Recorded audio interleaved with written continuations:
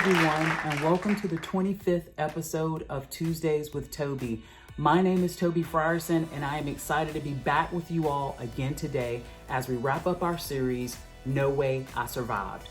Over the past 2 weeks, you all have heard about an incident that I had with a tree 2 years ago, and today I'm going to tell you about all the moments in between that you have not heard about yet.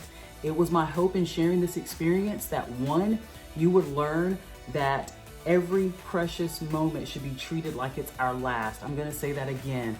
Let's treat every precious moment like it's our last. Number two, I want you all to learn that grace and mercy are very much real things and that we absolutely have someone watching over us. And then number three, I want you all to find strength and encouragement in whatever you may be going through right now.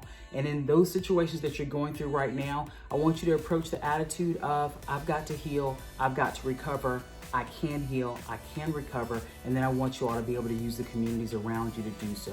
Trust me, any of our experiences could be worse than they are right now, but our attitudes and the things we do after tragic things happen to us or after we experience tragic incidences, those things have everything to do with our recovery. So let's recover fast, let's heal, and let's come out better than we were before these tragedies happened to us. So that's what we're going to focus on today. With that said, though, it's time for us to read our family rules. So look behind me, ready, read. During Tuesdays with Tobe, we will use kind words. Do your best.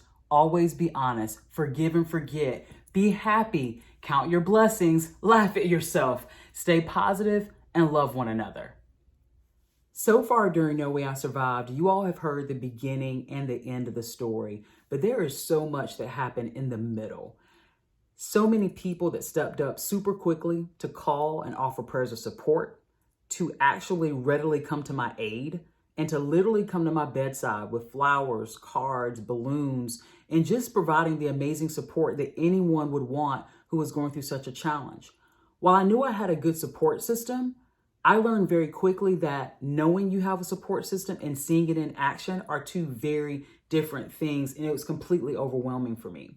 I actually have two childhood friends. As a matter of fact, we go all the way back to middle school, and they both live in the Atlanta area. So after the doctors finally got me all situated in the emergency room that Friday night, June 7th, after all the x-rays, all the MRIs, all the body scans, the head scans, I'm sitting in the room, I'm reflecting over what had just happened a few hours before. I can hear the machines going. I can hear a whole lot of other stuff as well. This is Grady Hospital on a Friday night. And I was like, Tobe, you need to let somebody know what's going on. So I reach out to my friends, Kim and Aaron. Now, if I could do this over, I would, because what I did, I sent them a Marco Polo. And if anybody knows what Marco Polo is, it's a video app where I can send a video message and it just sits there until they open it and then they can send one back.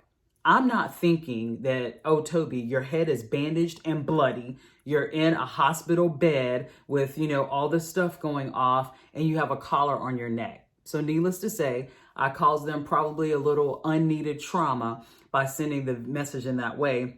And trust me, after I healed, they let me know after that that's probably not the best way to inform someone that something has happened to you and that they're needed. So that's just some free advice for you all. Please do not send video messages or Marco Polos when you're in need. That can cause some unneeded trauma. But nevertheless, not only did both Kim and Aaron show up that night, but they showed up in a really big way with care and concern. It was very late on a Friday night by the time they got there. And Aaron's mom actually happens to work in healthcare, so she was able to start relaying to her mom some things that were going on with me. And it just proved to be some amazing stuff. After Kim and Aaron left that night, by the way, thanks so much, ladies, for jumping in so quickly. Dr. Smith, the person who I was in town celebrating the completion of his residency, he dropped by with his sister, with some of the other guests who were at the graduation dinner that night, who I knew from my former institution. They all came in just ready to provide support. And what this told me right away at the very beginning of this journey was that I was not alone. I woke up the next morning, where it's Saturday now, to see Penny Allison coming through the door of my hospital room. Now, Penny is the founder and the leader of an organization called Dream Girls, and she and I had just served together the week before for a Dream Girls conference. I served as her worship leader, and she serves as a conference facilitator. And to see Penny walk in the room, you all have to know how big of a deal this is. Penny doesn't drive. Penny can drive, but she doesn't drive. She actually has a driver who also dubs as her husband. So when I saw Penny walk through my hospital door and I did not see her husband trailing behind her, I knew I was in pretty bad shape because Penny deemed it very necessary to get to me and to check on me. Not only is Penny the founder and leader of Dream Girls, which is the connection that she and I have, she's also been an emergency room nurse for, I think, over 30 years now.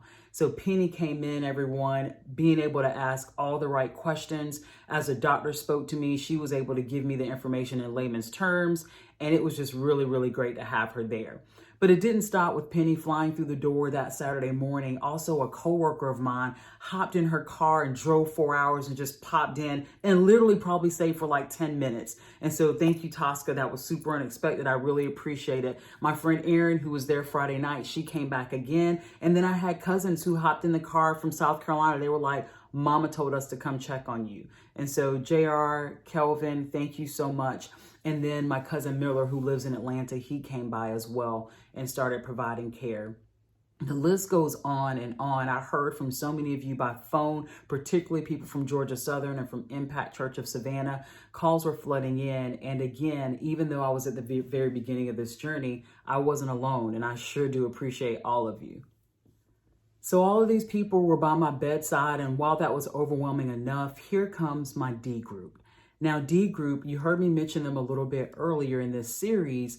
D group is a group of women that I've been walking with ever since we all attended one of the Dream Girls conferences together. And we also were in small groups together as a part of Impact Church Savannah. But it wasn't until we established our D group that we got super close. And when I tell you all, these ladies, some of them being moms and having families of their own, they hopped in their vehicle and they made sure that they got to me on that Sunday, because surgery was going to be Monday, June 10th, 2019. They got to me on Sunday afternoon, drove 4 hours. I think they got an Airbnb and burst in the door with the energy that we have for each other, with balloons. They came with food too. I think they were hungry, and just sat there and made sure that I was okay before surgery, made sure that my mind was focused on healing and recovery, and then that's all it was focused on. So D group, you all know who you are. I'm not going to try to call you all by name individually.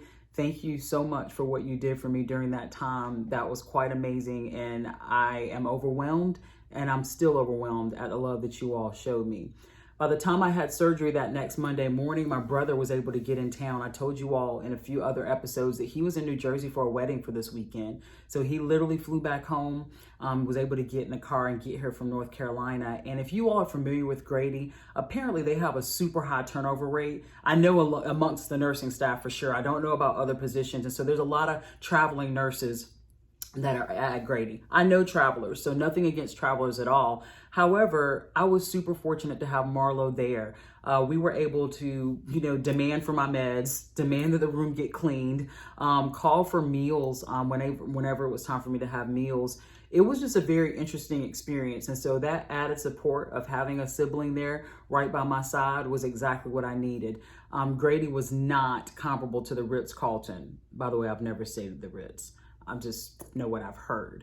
But what I'm saying is all the support was super tremendous, and I did want to take this episode to thank these people. Finally, it was June 13th, 2019, and guess what, guys? It's discharge day. I had made it through surgery. I made it through, them doing the spinal fusion and a discectomy and making sure that I've got this good hardware in my neck that's going to last me forever. And now it's time to go home. However, I needed to be under the care of my surgeon for 2 weeks. So even though I had one of my worship team members, shout out to Devin, drive 4 hours to Grady to make sure she saw me on my last day before I got checked out. My friend Kim that I mentioned earlier, that middle school friend, that childhood friend, she opened her home to me. She extended the invite. Tobe, you can come stay with me and my husband and my son, and we will get you to all of your appointments. We will make sure you are good. And when I tell you all that the service that she was able to provide, the love and the warmth of that home, which the home's already like that, just insert broken neck Tobe in there to heal, was just phenomenal. they did circles around Grady in terms of how timely I got my medicine, how timely my meals were. Kim made me get up and walk around, and she offered me the opportunity. Hey, you ready to get in the car? Do you want to see if you can drive? She got in the car with someone who just had a really, really tragic incident with a tree, and we drove around her neighborhood, and she made sure I was comfortable and I knew how to turn my neck. We even started looking for vehicles while I was with her that 2 weeks as well. So Kim, shout out to you and your family. And at the time, your son was 3 years old, and the joy and the energy that he has, and even the care and concern that he had for Tobe was super awesome. After I stayed with Kim and her family for those 2 weeks, we are now at June 26, 2019, and it was time for me to head back to Savannah, Georgia. We had chosen to make sure I got back by airplane because driving 4 hours after just having neck surgery would have been a little bit too much with the bumps and stops in the car. And plus, I had not really been in a vehicle for that long of a drive and didn't really know how I would handle that with the trauma, to be honest with you. So Erin decided to take me to the airport. As a matter of fact, I stayed with her the night before because it was a pretty early flight. And so this was a full circle moment, you all, from Erin and Kim, these middle school friends, getting that Marco Polo with me in pretty bad condition. This was a full circle moment that they were also responsible on the back end for all the healing and all the recovery and the care. And Erin delivered me to the airport. And then waiting at the airport were some folks from our care ministry at the church. Miss Minerva and Mr. Don, shout out to you all. Thank you so much for what you did. I had groceries, you all, when I got home. Miss Minerva did a lasagna, comfort food, right? And there was tons of stuff from the church as well in terms of a care package and a care box. And so thank you, thank you, thank you. I can't say thank you enough to everyone who was involved in my healing and recovery. My parents got there that afternoon and stayed with me for the next few days to make sure I could get situated. And then I had a cousin that literally moved in for 2 to 3 weeks.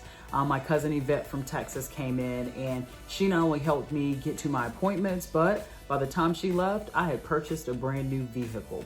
And those things just would not have come together without a support system, would not have come together without people who came to my aid and who love me and who care about me. And I really think that that's why I was able to heal and recover.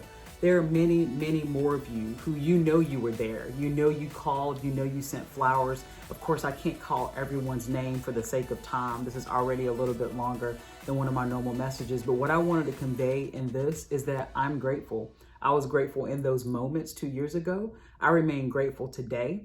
If you see me going out of my way to do things for people, and it's like, oh, all that's not necessary. Like, Toby's making a fuss over blank. Like, that's just too much.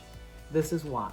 This is why sometimes when you deal with me or you interact with me, it seems too much, because I am just that grateful for being here. And I am just that bent and determined to make sure that I'm living a life for others.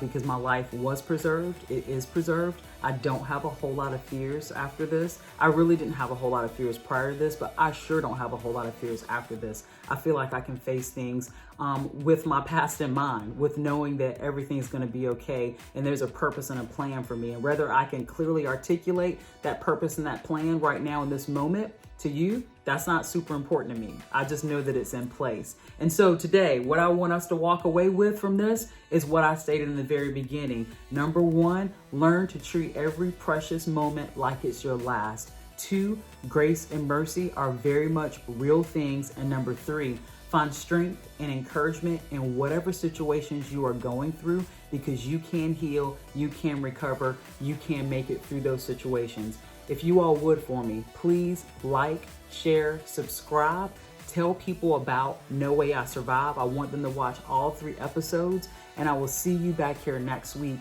as we start a different topic. You all have a terrific Tuesday, and thank you so much for letting me share my story.